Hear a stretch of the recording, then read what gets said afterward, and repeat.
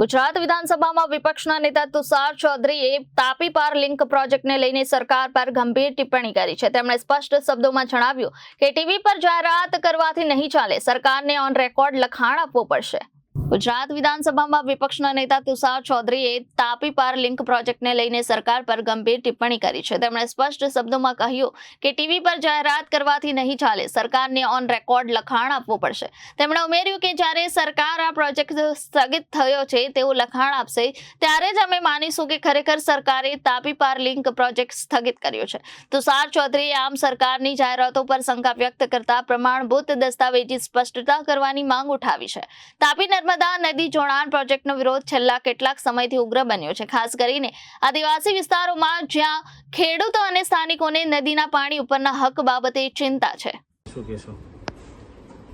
ગુજરાત સરકારના કેબિનેટ મંત્રી અને પ્રવક્તા શ્રી ઋષિકેશભાઈ પટેલ દ્વારા હમણાં જે જાહેરાત કરવામાં આવી કે ગુજરાત સરકારનો નિર્ણય છે કે અમે આ પ્રોજેક્ટમાં આગળ વધવા માંગતા નથી, આ પ્રોજેક્ટ અમે સ્થગિત કર્યો છે, એવી જાહેરાતની સાથે સાથે એમણે એમ પણ કીધું કે આના જે ડીપીઆર જે રજૂ થયા હતા એ 2017માં થયા હતા।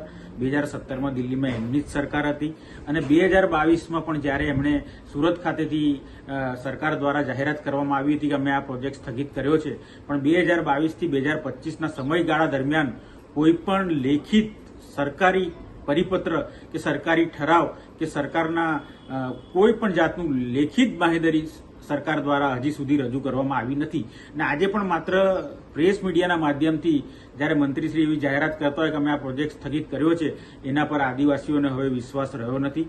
એટલે અમારી માગણી એવી છે કે જ્યાં સુધી સરકાર દ્વારા જેમ અમારા ધારાસભ્ય આનંદભાઈ પટેલ કહે છે કે શ્વેતપત્ર જાહેર કરો, શ્વેતપત્ર ના જાહેર કરો તો વાંધો નહીં, પણ કમસે કમ કોઈ પરિપત્ર કે ઠરાવ કે લેખિત બાંહેધરી સરકાર દ્વારા ના મળે ત્યાં સુધી હવે આદિવાસી એમની વાત માનવા તૈયાર નથી।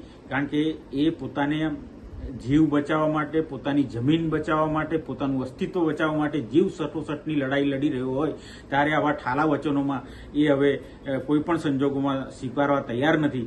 એટલે મારી સરકારશ્રીને પણ વિનંતી છે કે જો તમે ખરેખર દિલથી પ્રોજેક્ટ સ્થગિત કર્યો હોય, તમે આ પ્રોજેક્ટમાં આગળ વધવા ના માંગતા હો તો લેખિત તમે સરકારી કોઈ પણ પરિપત્ર કે ઠરાવ દ્વારા આની જાહેરાત આવતીકાલ સુધીમાં તમે કરો।